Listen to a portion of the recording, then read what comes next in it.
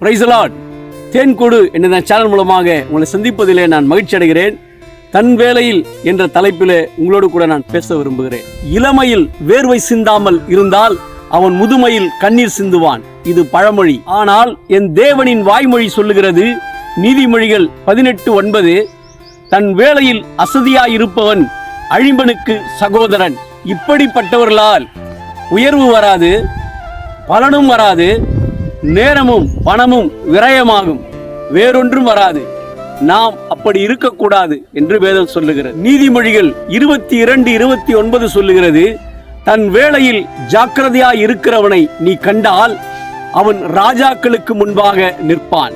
இப்படிப்பட்டவன் வேலையை விரும்பி செய்கிறவன், தன்னுடைய வேலை என்று எண்ணி செய்கிறவன், யாருக்காகவும் இதை செய்யவில்லை, என்னுடைய கடமை என்று எண்ணி செய்கிறவன்.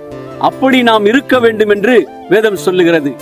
இப்படிப்பட்டவர்கள் விரும்பாவிட்டாலும் உயர்வு அவர்களை தேடி வந்து உச்சத்திலே நிறுத்தி அழகு பார்க்கும். கடந்த காலம் என்ன செய்தீர்கள், அதன் பலன் இன்று உங்கள் கையில். இன்று நீங்கள் என்ன செய்ய போகிறீர்கள், வருங்காலம் காத்திருக்கிறது, அதை கொடுக்க உங்கள் கையில். கடந்ததை விடுங்கள், போகட்டும். இன்று பொறுப்பாய் செய்வோம், நாளை சிறப்பாய் இருக்கும். தேவன் கொடுத்த இந்த வார்த்தையின்படி சிந்திப்போம், செயல்படுவோம். நல்ல மாற்றமும் நல்ல முன்னேற்றமும் உங்களுக்கு உண்டாகும் என்று மனதார வாழ்த்துகிறேன். God bless you. Thank you.